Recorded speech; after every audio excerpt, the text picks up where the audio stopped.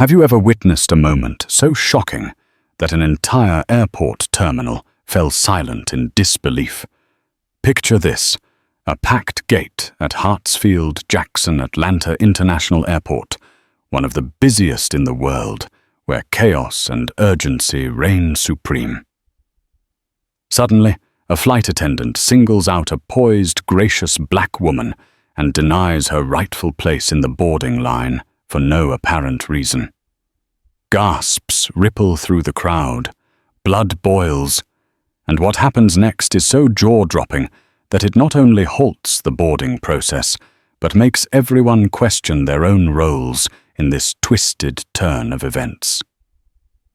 Get ready for a story that will leave you speechless. Simone Harrington was flying high on anticipation, both literally and figuratively. She woke up before dawn to drive to Hartsfield-Jackson Atlanta International Airport, the busiest travel hub in the United States. The air felt electric, as if the entire city of Atlanta hummed in unison with her excitement. This trip was not just any vacation. It was Simone's opportunity to meet with potential investors for her non-profit project aimed at bringing educational support to underrepresented children in underserved communities. She'd spent years drafting proposals, meeting with local officials, and forging friendships with sponsors. Now she was on the cusp of a major breakthrough. Her seat was booked in first class, a gift from her friend and mentor, Dr. Clarissa Richards, a retired educator who had championed Simone's cause for years. Dr. Richards believed in Simone's mission so completely that she upgraded Simone's ticket. Fly in comfort, Dr. Richards had insisted. Arrive at those meetings as your best self. Simone accepted the gift with tears of gratitude. The airport was teeming with life that morning. Business travelers tapping away at laptops, families corralling children in strollers, college students traveling for spring break, and flight attendants buzzing around in crisp uniforms. Simone floated through security. Some might call it beginner's luck with the lines, and soon found herself at her gate A22, well ahead of the boarding process. Never one to waste time. Simone pulled out her laptop to finalize the last details of her presentation. She sipped her lukewarm airport coffee, occasionally glancing up at the large digital screen displaying the flight schedule. Flight 412 to Seattle was on time. Everything seemed perfect. Across the gate, a flight attendant in full uniform was directing people to form an orderly line for the various boarding zones. Her name tag read Jenna.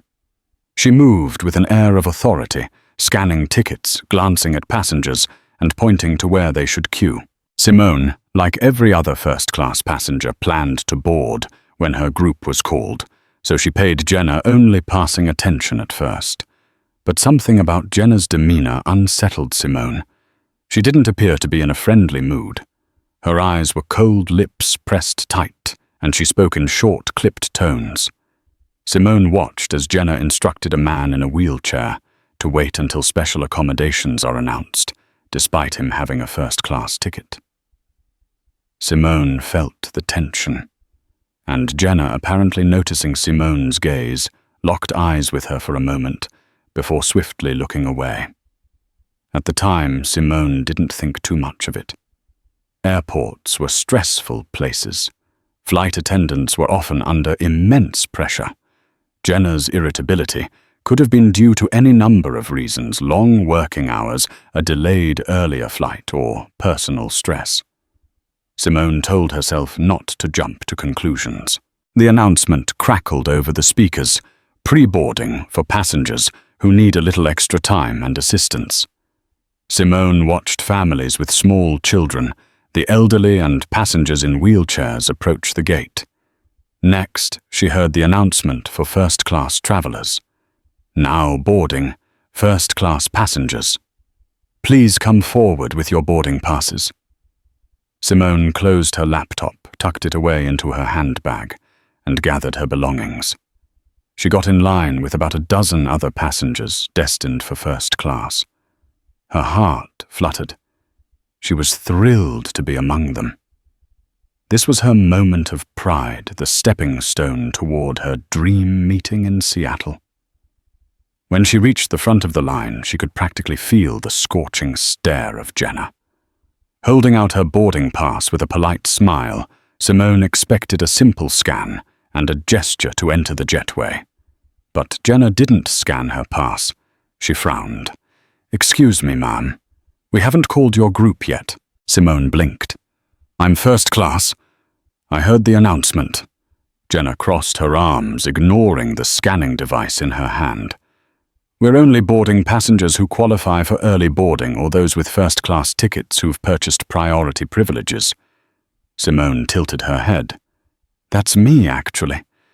She kept her tone calm and respectful. "I have a seat in first-class 2A. By now, a small line formed behind Simone, including other first-class passengers. Most of them were white, a couple Latino and one Asian American woman. Jenna had processed them all quickly until she came to Simone. The tension thickened. People behind Simone began shifting, wondering what the holdup was. Another flight attendant, older and seemingly more experienced, stepped forward and glanced at Simone's boarding pass. "It looks correct to me," he said carefully, raising his eyebrows at Jenna. "Let's scan her through." But Jenna wouldn't budge. Instead, she fixed her gaze on Simone's face. "I'll need you to step aside, ma'am, until we verify your seat assignment." Now heads were turning. A ripple of murmurs spread through the line.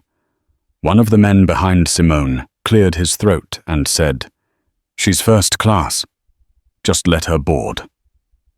Simone could feel a wave of embarrassment and anger begin to well up inside her.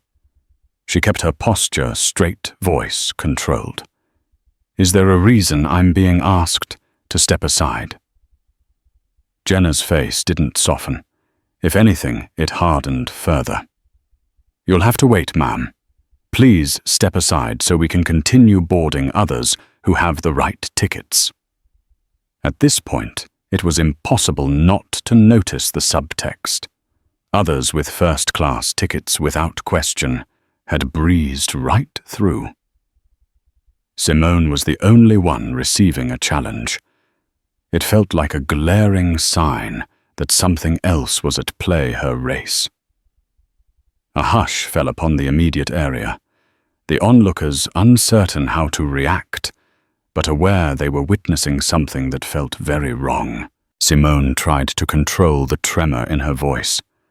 "I'm not stepping aside.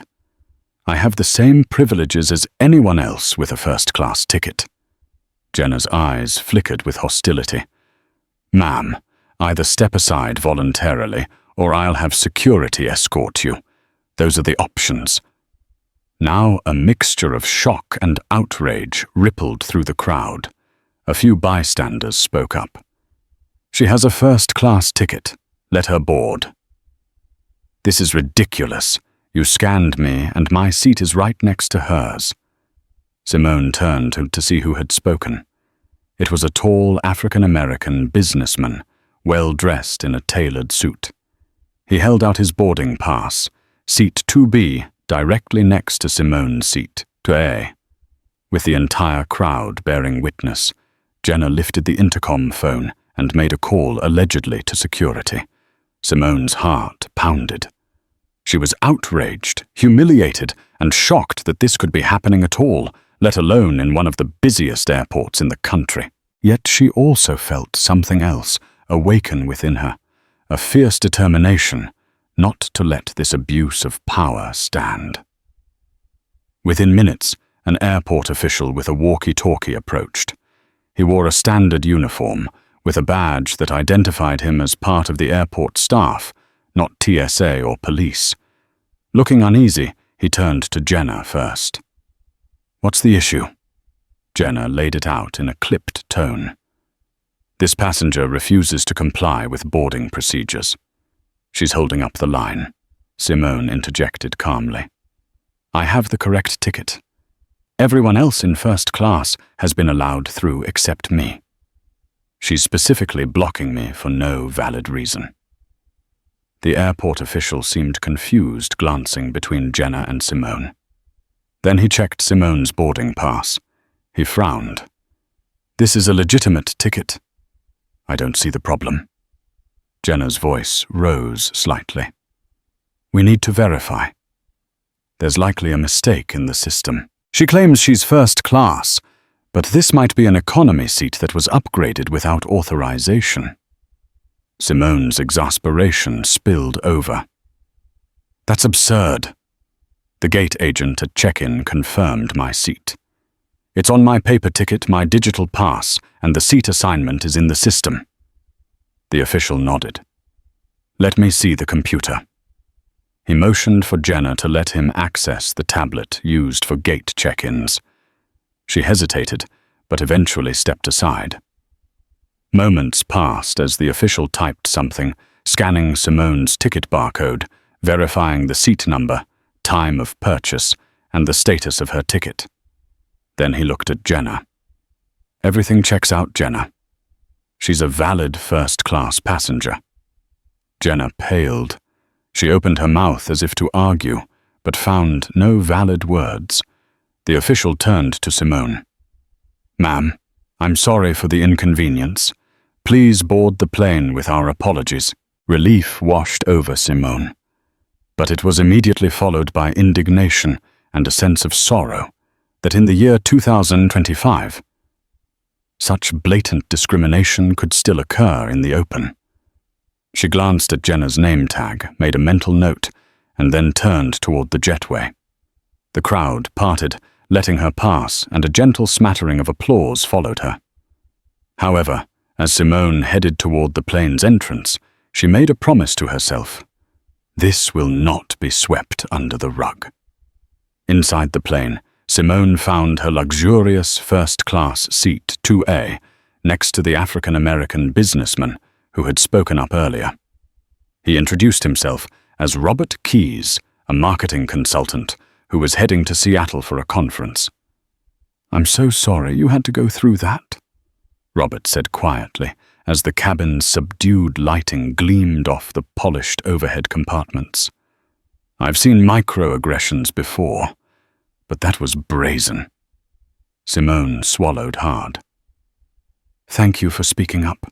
An older white woman, seated across the aisle, leaned in. I saw everything she whispered. "That was so wrong. I'm going to write a complaint to the airline."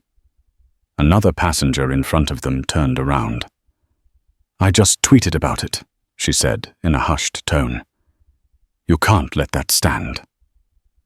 Simone was touched by the outpouring of support. She felt validated, but also furious that a random stranger in uniform could so callously try to deny her the seat she rightfully purchased purely because of prejudice. The entire incident sparked a fire in her. She vowed to contact the airline's management customer service and possibly even local media outlets if need be. She was no stranger to advocacy. She had spent years championing educational rights. Now it was time to champion her own rights as a paying customer, and more importantly, a human being deserving respect. As the plane began to taxi away from the gate, she tried to focus on the future. She had a big presentation in Seattle. She needed clarity of mind, but her thoughts kept drifting to the injustice that had just transpired. Meanwhile, Robert kindly asked the flight attendant in their cabin for a glass of water for Simone, noticing she was visibly shaken. Simone accepted the water and closed her eyes for a moment. "I'll deal with it after we land," she promised herself, taking slow, measured breaths. Yet her intuition whispered that this would not be the last she saw of Jenna, or the last time that day she'd have to confront prejudice. 40 minutes into the flight, as Simone tried to lose herself in the in-flight magazine, a trembling voice crackled over the intercom. It was a different flight attendant, a young man. "Ladies and gentlemen, we apologize for the interruption. We have a situation on board that requires us to return to Hartsfield-Jackson Atlanta International Airport. Please remain seated with your seatbelts fastened. Thank you." The cabin erupted in hushed confusion. Simone's eyes locked with Robert's, and her pulse picked up. A feeling of dread spread through the seats like electricity. What kind of situation would force a plane to turn back? Moments later, the pilot came over the PA system, sounding even more tense. "Folks, this is your captain speaking. We are experiencing a passenger medical emergency in the main cabin. Out of an abundance of caution, we will be returning to Atlanta so the passenger can receive prompt medical attention. We appreciate your patience." The flight turned around. Simone closed her laptop, heart sinking. She felt a mixture of empathy for the person who was apparently in distress and frustration that her connecting plans might be jeopardized. She only had 1 day to travel and 1 day to secure the deal that could launch her non-profit to new heights. Time was not on her side. Another jolt of worry. Would she still be able to make her meeting in Seattle? She had factored in a small delay, but a full return to Atlanta could jeopardize her entire schedule. Yet empathy took priority. Someone was in dire need of medical assistance.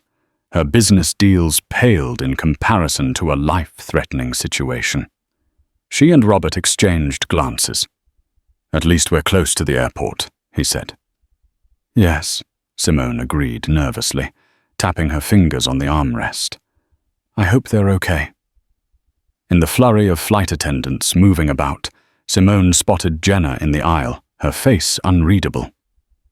The plane soon began its descent. Passengers' conversations grew anxious. The once excited energy had turned somber. Once the plane landed back in Atlanta, paramedics rushed on board. A middle-aged woman from economy class was swiftly placed on a stretcher and removed. The lead flight attendant thanked everyone for their cooperation. The pilot's voice came on again. "We appreciate your patience. We're waiting on clearance and instructions. Please remain seated with your belts fastened." Simone looked at her watch. Time was slipping through her fingers. Robert offered a small smile. "Don't worry. Airlines have ways of rebooking us." After about 15 minutes, the pilot made another announcement. "We will refuel and continue to Seattle. Passengers are advised to remain on board." A small wave of relief washed over Simone. She would still make it to Seattle, maybe not on time, but she'd have a fighting chance. She silently wished the best for the ill passenger. If everything went smoothly from here on out, she might salvage her plans. But everything did not go smoothly. Just as they were about to push back from the gate again, the pilot's voice returned this time with a tense undertone. "Ladies and gentlemen, we regret to inform you that mechanical issues have been detected during our brief stay at the gate. We must disembark the aircraft for your safety. Please follow the flight attendant's instructions." The cabin filled with the sound of exasperated sighs and disappointed groans. Luggage was pulled from overhead bins, and passengers prepared to file out. Simone's anxiety climbed. Each delay chipped away at her carefully planned schedule in Seattle. Following the directions, the first-class cabin led the line out into the jetway. As Simone stepped into the airport gate area, she saw a group of airline employees waiting. Her heart skipped a beat when she recognized Jenna among them, standing with crossed arms. Next to her was a stern-faced woman in a blazer, apparently some kind of supervisor. The passengers filed into the waiting area, uncertain if they should remain or rebook. The supervisor raised her voice above the chatter. "Passengers for Flight 412 to Seattle, please remain in the waiting area. We will make an announcement shortly." Simone opened her phone to check potential connecting flights, or rebook options, anything that could keep her meeting alive. Robert was doing the same. Suddenly, she heard a commotion near the gate desk. She looked up to see Jenna talking animatedly to the supervisor, gesturing toward Simone. A cold sensation slid down Simone's spine. Was Jenna stirring up more trouble? Moments later, the supervisor approached Simone, with Jenna trailing behind. The supervisor cleared her throat. "Ma'am, I understand there was an incident earlier with your boarding pass." Simone blinked. "Yes, we resolved it. As it turned out, everything was correct." "Is there a problem now?" Jenna's gaze was like a spear. The supervisor hesitated. "We've had a report that you were uncooperative and combative with one of our flight attendants. We need to discuss that." A flicker of disbelief registered in Simone's mind. "I was not combative. I simply refused to relinquish my rightful seat in first class." Passengers nearby overheard and began to circle closer, their eyes flicking between Simone and the airline staff. Robert stepped forward. "I was right behind her in line. She did absolutely nothing wrong. Your flight attendant refused to let her board. You can't twist this around and blame the victim." The supervisor's face reddened slightly. Clearly, this situation was far more complicated than she had anticipated. She glanced at Jenna, who appeared indignant, then back at Simone. "Is there any evidence or any witnesses who can confirm your side of the story?" "Ma'am?" Simone's eyes widened. "There are plenty of witnesses. Many are standing right here, including your own co-worker, who checked my ticket and cleared me." Before Jenna could protest, a chorus of voices rose up. "I saw it." She was singled out. "I'll give you my name and contact information. That flight attendant was at fault." The supervisor looked taken aback. She raised her hands. "All right, please, we need to handle this calmly and professionally. I will talk to the relevant parties and get statements. For now, can we all wait while I consult with my colleagues?" Simone nodded, relief and anger swirling together inside her. "Yes, that's fine. But I'm not letting this go. I was publicly humiliated, discriminated against, and now I'm being accused of being combative." The supervisor pursed her lips. "I understand. We'll sort this out." Meanwhile, Jenna shot Simone one last venomous glare before stepping away with the supervisor, presumably to defend herself. As passengers waited for news about Flight 412, the tension in the gate area was palpable. Some milled around the charging stations, while others lined up at a customer service desk to rebook flights. Simone weighed her options. Should she stick around, hoping the plane would be repaired soon? Or should she try to get a seat on another flight? She had to be in Seattle by evening at the latest, or she'd miss her entire presentation opportunity. She scrolled through flight alternatives on her phone. The next direct flight from Atlanta to Seattle was in 4 hours. She could possibly take that instead. But her seat wasn't guaranteed, and there was no telling if it was already sold out. Also, there was the matter of this blatant discrimination. She wanted accountability. Standing near a window that overlooked the runway, Simone dialed the airline's customer service. The wait time was ridiculous, nearly an hour on hold. Frustrated, she ended the call. Robert suggested visiting the airline lounge to find a more helpful staff member, but Simone wasn't about to leave the gate. She wanted the situation documented in real time. About half an hour later, the supervisor returned, her expression grim but composed.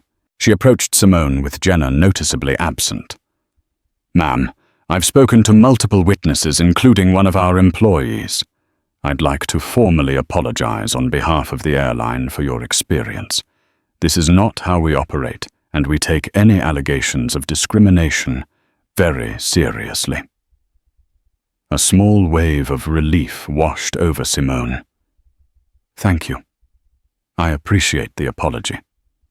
But what does this mean in terms of next steps? The supervisor paused, glancing at the murmuring crowd of onlookers. Ms. Cooper. I'm sorry I didn't catch your full name. Harrington. Simone Harrington. Ms. Harrington. We value you as a customer, and we do not tolerate discrimination. At this moment, we are suspending Miss Jenna from duties pending further investigation. We'll also provide you a direct line to our Customer Relations Department to file a detailed account. We will ensure you receive swift follow-up on this matter.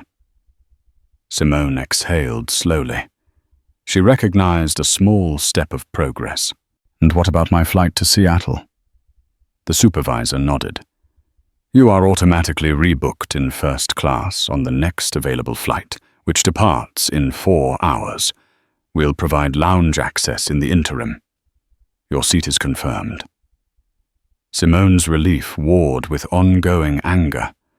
She had wanted to keep traveling on the same flight, but mechanical issues made that impossible. At least she had a guaranteed seat. Thank you. I appreciate it. Robert also received the rebooking, along with other first-class passengers.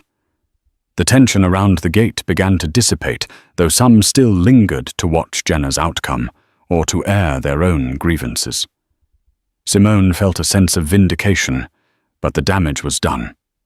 She had lost precious time on her trip, and the emotional toll left her shaken. The next hours blurred into a haze of phone calls, emails, and coffee cups drained in the airline lounge. Simone wrote a formal complaint, carefully detailing everything from Jenna's first suspicious look to the humiliating confrontation in front of other passengers. She forwarded copies of her ticket receipts, seat confirmations, and asked Robert to sign as a witness. Others from the flight also volunteered to support her complaint. Simone felt heartened by the solidarity from strangers. She also kept watch on social media.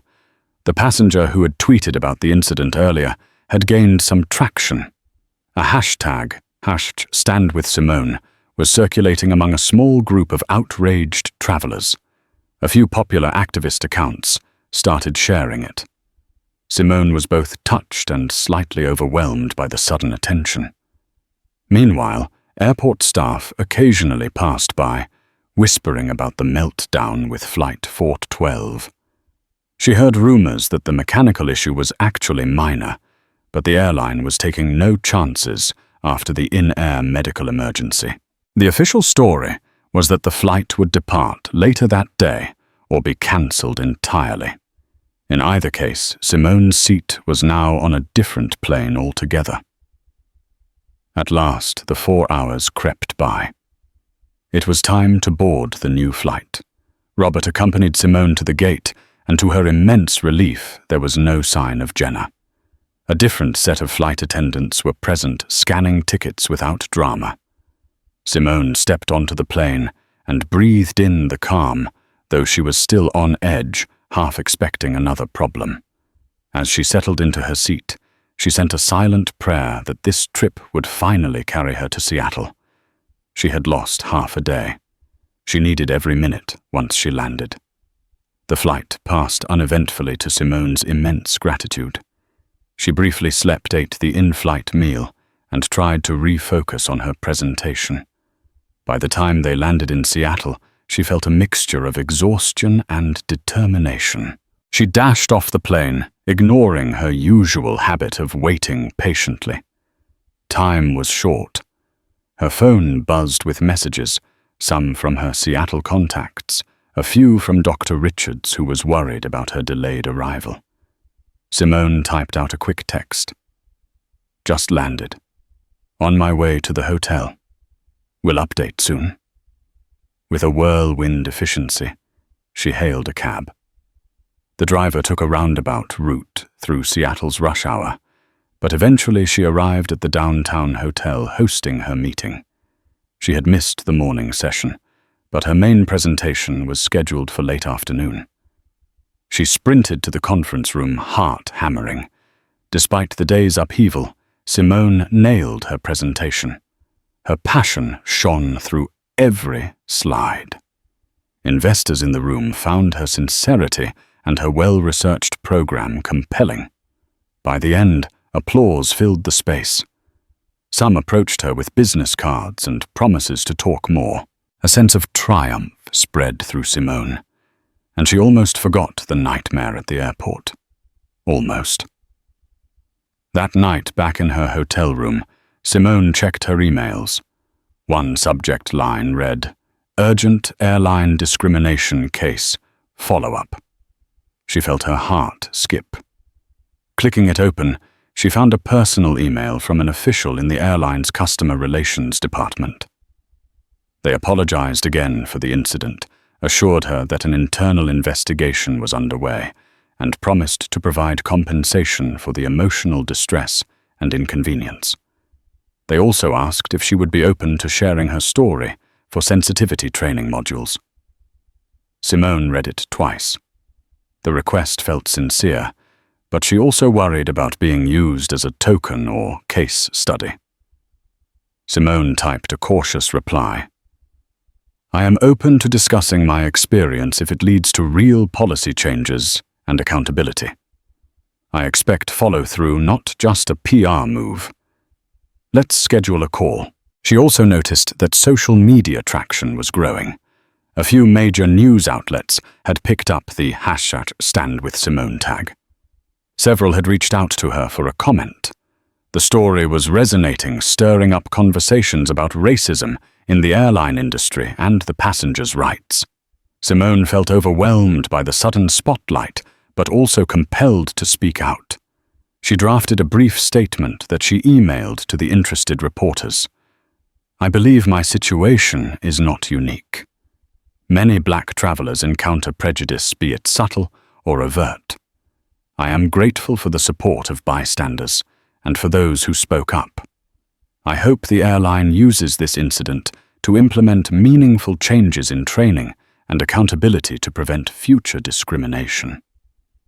She pressed send, exhaling the tension in her shoulders. Then she stepped into the shower, letting the hot water wash away the day's stress. By the next day, Simone's phone was buzzing off the hook. Journalists from CNN, local Atlanta stations, and even smaller blogs wanted to talk to her. The airline's PR department also reached out again this time, asking if she would participate in a sit-down interview with them. Their goal was to clear the air and demonstrate their dedication to diversity and inclusion. Simone hesitated. She was no publicity hound, but she recognized the potential impact. Through her non-profit work, she had always championed fairness and equality. Now fate had placed her in a position to highlight the reality of racial bias. After conferring with Dr. Richards, Simone decided to accept an interview invitation from a local Atlanta news station, WSB-TV, to share her story. As soon as she returned to Atlanta, Simone found herself in a modest TV studio, bright lights shining down on her, a microphone clipped to her jacket. The interviewer, Marianne Lewis, asked pointed questions about the incident, how it made Simone feel, and what changes she hoped to see. Simone's voice trembled at first, but she soon regained her composure. "I want this to be more than a headline. I want genuine training for airline employees, accountability measures, and an assurance that no one else faces what I did simply because of the color of their skin." Ms. Lewis nodded sympathetically. "Has the airline offered any specifics? I've had discussions with their customer relations team. They claim to be investigating. But I haven't seen a concrete plan yet." By the end, the interview felt cathartic. Simone spoke her truth, and the station promised to run a segment during prime time. She left the building with a mixture of nerves and relief, uncertain how the public would respond. A few days later, Simone received an unexpected phone call. The airline's human resources department asked if she would attend a meeting at their Atlanta airport offices to discuss her complaint. They mentioned the presence of the union representative for flight attendants and their own corporate diversity officer. Simone considered it carefully. Part of her wanted never to set foot in that airport again, but another part felt compelled to face the situation head-on and hold them accountable in person. After conferring with her lawyer friend, Tamara, who specialized in employment law, Simone agreed. The airline offered to pay for her transportation to and from the airport. On the scheduled day, Simone arrived at Hartsfield-Jackson Atlanta International Airport with Tamara. They were directed to a conference room near the admin offices. Inside, they found a panel of corporate faces, each with a forced smile. The diversity officer introduced herself as Dr. Helena Park. The union rep was a middle-aged man in a neat suit, eyebrows knit in concern. And then, to Simone's surprise, Jenna was also present. She stood off to the side, her expression tense. The meeting began with Dr. Park apologizing on behalf of the airline, emphasizing the importance of unbiased and respectful customer service. The union rep stated that Jenna was willing to make a statement. Simone's chest tightened as Jenna opened her mouth. Her voice shook. "I realize my actions caused distress and were perceived as discriminatory. I want to apologize for any harm or discomfort. I'm not a racist person. I was under severe stress that day. I made a poor judgment call." A swirl of conflicting emotions raged through Simone. She appreciated hearing some semblance of an apology, but the words perceived as discriminatory stung. Was Jenna merely reading from a script? Simone spoke up. "I don't think you understand the gravity of what happened. I was publicly humiliated, singled out. If not for the bystanders, you would have had me removed from a flight I had every right to be on." Jenna's face tightened. "I'm sorry you feel that way." Tamara interjected politely but firmly. "Miss Harrington doesn't just feel that way. It's an objective fact that Ms. Harrington had a legitimate first-class ticket. The gate agent and other witnesses confirmed she was singled out on no valid grounds. Her rights as a passenger were violated." The union rep stepped in, gently placing a hand on Jenna's shoulder. "We want a resolution that fosters understanding. Jenna's record prior to this incident was clean. Perhaps there's a path forward here." Simone studied Jenna, seeing the fear in her eyes. For a brief moment, she wondered about Jenna's personal struggles, what might have caused her to lash out. But she also remembered the burning shame of that day. "I'm open to a path forward," Simone said, her voice unwavering, but not without real consequences and real change. The airline reps nodded in unison. They outlined their plan. Jenna was placed on unpaid leave. She would undergo mandatory diversity and racial sensitivity training. The airline would incorporate Simone's case anonymously, if desired, into their training modules. A final official apology was to be issued to Simone, along with compensation for the missed meeting time stress and the near-ruined trip. At the end, Dr. Park turned to Simone. "We hope you'll accept this outcome." Simone took a deep breath. "That depends. Are you truly committed to ensuring no other passenger goes through this? Words on paper are meaningless without accountability. I want to see real proof these initiatives will be enforced." Dr. Park promised to follow up with detailed documentation and an update every 6 months for a year. The tension in the room lessened slightly. Jenna looked at the floor, silent. Thinking the ordeal was nearing its conclusion, Simone stood to leave. But just then, an urgent knock sounded on the conference room door. Another airline employee, out of breath, poked his head in. "We need Ms. Harrington at the terminal. There's a group of protesters chanting her name." Simone's stomach flipped. Protesters Dr. Park blanched. What do you mean? They're in the main terminal near the A concourse. They're holding signs with the #StandWithSimone hashtag, chanting about racial justice in the airline industry. Simone looked at Tamara. Baffled. She hadn't organized any protest. She wasn't even aware one was planned. A strange mixture of pride and nervousness washed over her. She had no idea her story had ignited such a response. Dr. Park cleared her throat. We certainly don't want a disruptive demonstration in the terminal. Ms. Harrington, would you be willing to speak to them? Simone hesitated. She wasn't a politician or a celebrity. But these people were out there supporting her, standing up for justice. I'll talk to them, sure. Jenna's eyes flicked toward Simone. Her expression conflicted. Whatever illusions she had that Simone would just disappear quietly were now shattered. Simone left the conference room and followed the out-of-breath airline employee to the terminal. When they emerged, a small crowd of about 30 people were gathered, carrying signs reading, "No seat for racism. Stand with Simone, and we deserve respect." Security stood nearby, keeping the crowd orderly but watchful. Some passengers rushed by, uncertain what was happening. Upon seeing Simone, the crowd erupted in cheers and applause. Someone thrust a makeshift megaphone at her. Voices chanted her name. Simone's cheeks burned with a swirl of humility and gratitude. She gingerly took the megaphone. "Thank you," she began, her voice shaking.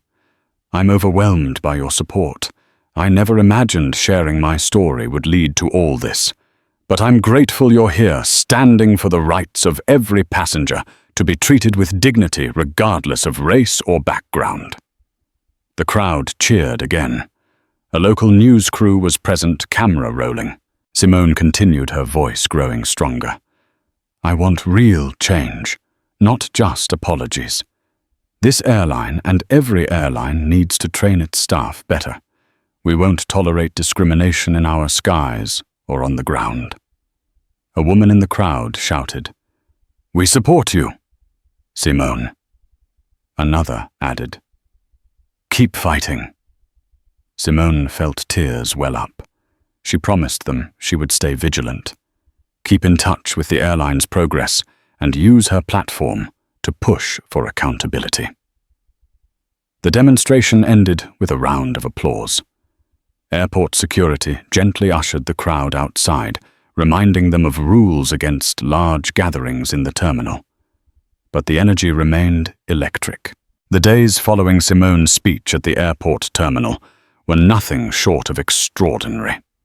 What had begun as a humiliating moment at a boarding gate transformed into a national conversation about discrimination in the skies.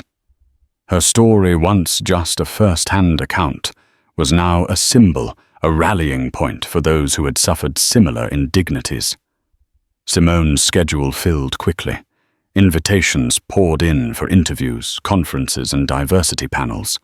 But amidst the chaos, she stayed grounded. Her priority was always her non-profit. The exposure turned out to be a blessing in disguise. Donors who had never heard of her initiative before now reached out with interest. Within a few weeks, she had more funding offers than she could manage, all because she had chosen to stand firm that day. And karma. It had a sharp edge for Jenna. While the airline's official statement had only mentioned a temporary suspension pending investigation, Simone eventually learned through insiders and a quietly forwarded email that Jenna's record wasn't as spotless as claimed. Several passengers from previous flights came forward. A Latino family had filed a complaint months earlier, but it had been brushed aside. A young man with autism recalled how Jenna had mocked his stutter mid-flight. There were patterns, and now the spotlight was too bright to ignore. The airline, fearing a deeper disaster, had no choice. Jenna was terminated. Her dismissal wasn't announced publicly, but employees whispered it through terminals, and travel forums began discussing the attendant from gate A22. Her name had become synonymous with unchecked bias. Her attempts to explain herself on social media only backfired. Screenshots of her posts, combined with video footage from the terminal, fueled further outrage. Her reputation in the aviation world was tarnished, and no reputable airline wanted the baggage. Simone didn't relish Jenna's downfall, but she didn't pity her either. Actions have consequences. The humiliation, the gaslighting, the blatant discrimination, none of it could be undone. But Jenna's removal was a statement that change was possible and silence would no longer be tolerated. And in a twist no one saw coming, the airline's CEO personally called Simone. His tone was measured but sincere. He acknowledged the failure on their part, not only in how Simone was treated, but in how they had overlooked similar complaints in the past. Then he made an offer, a corporate sponsorship for Simone's non-profit, tied directly to youth education and racial equity initiatives. It wasn't just a check, it came with a promise of internal reform, updated employee training, the appointment of a new diversity oversight officer, and quarterly audits. Simone didn't accept immediately. She met with her board, consulted with Dr. Richards, and even brought in a legal advisor. She wasn't about to let her mission be used as a hollow PR stunt. "I will only agree," she said firmly, "if the funds are distributed to grassroots programs without restriction. And I want quarterly reports, not just on the sponsorship, but on your training outcomes.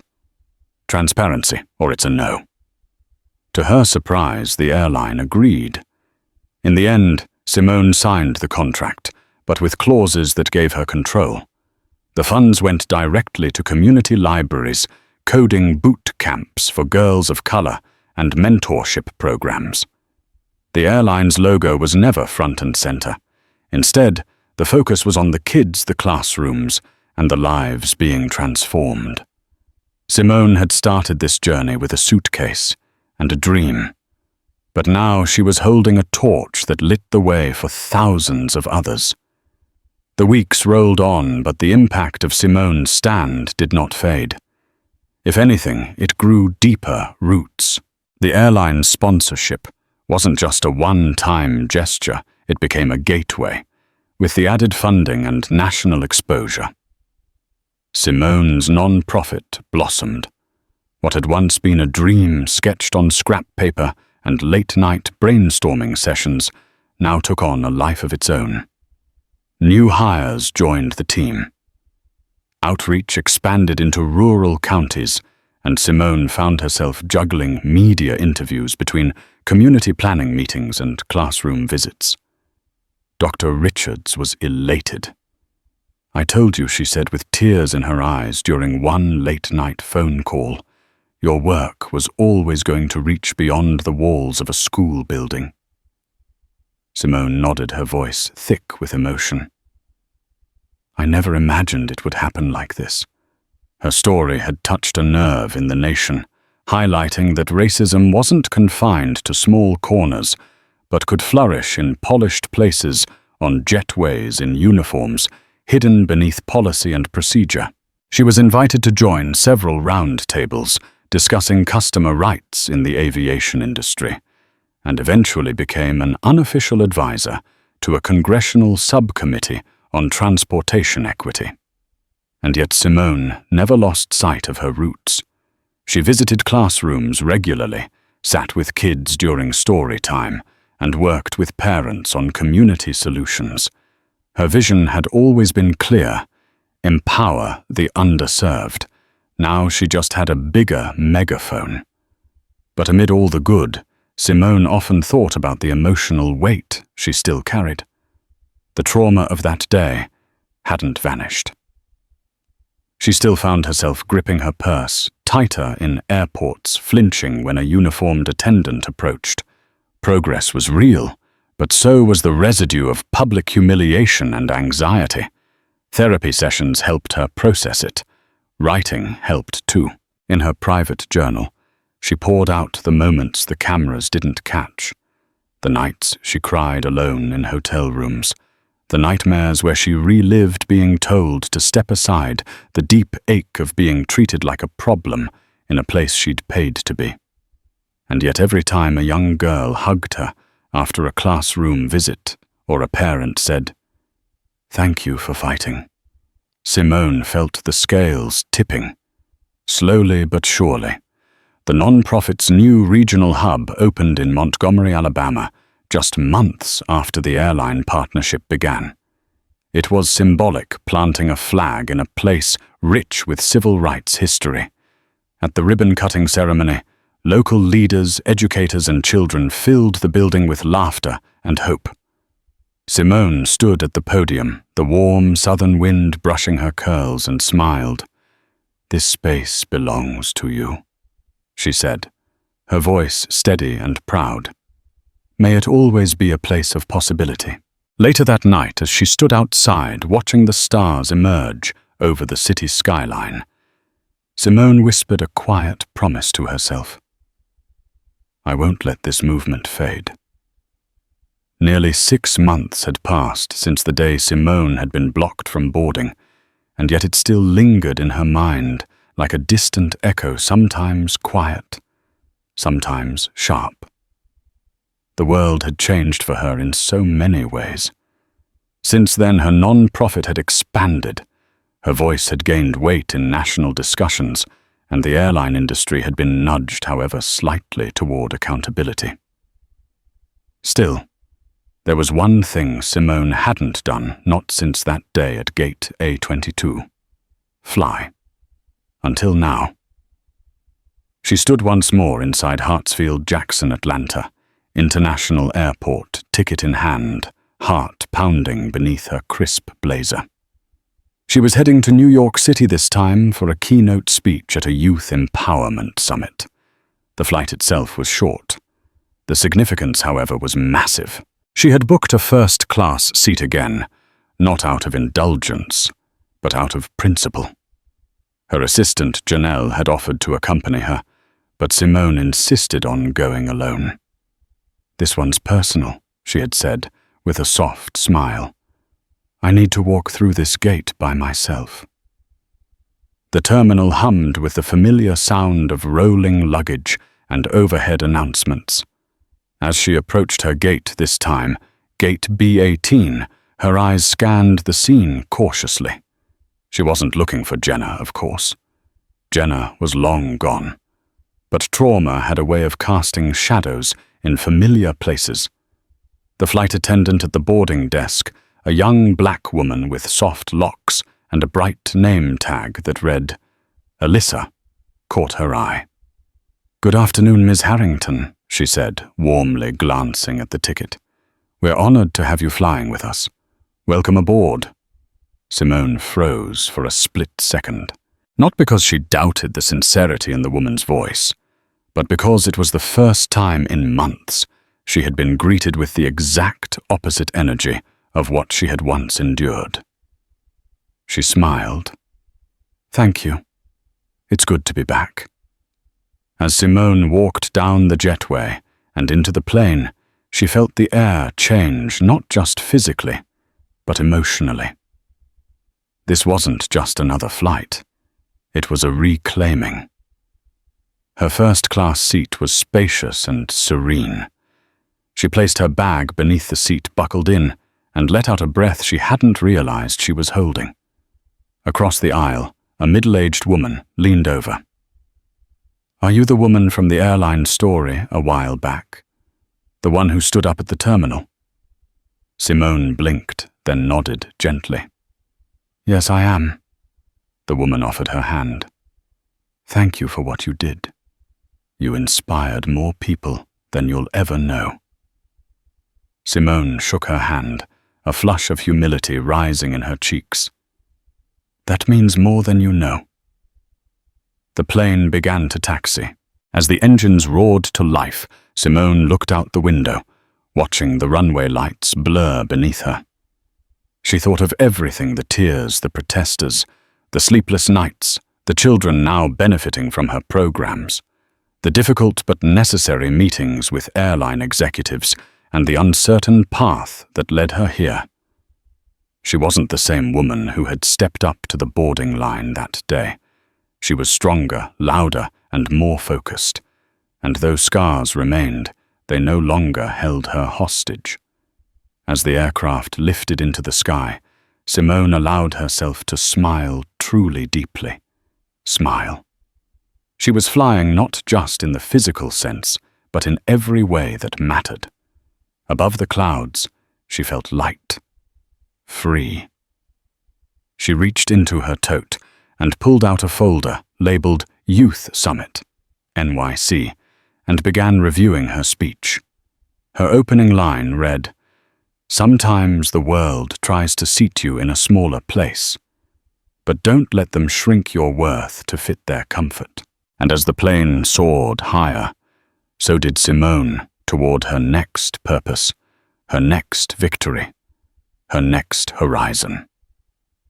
And so ends the tumultuous journey that began with a blatant act of racism at the airport terminal. Simone's courage in calling out discrimination changed not only her life, but also spurred an entire corporation to reevaluate its practices. It ignited conversations across social media, sparked a protest in one of the world's busiest airports, and forever etched the importance of speaking truth to power into countless hearts. Though one flight attendant lost her job due to her own repeated bias, the ripple effect of Simone's stand opened doors for better training, meaningful partnerships, and real progress in the airline industry. If this story moved you, if it reminded you of the power in unity and the necessity of justice, take a moment now to like, share, and subscribe. Let's spread awareness and encourage more people to stand up for what's right, no matter where they find themselves. Your support makes a difference,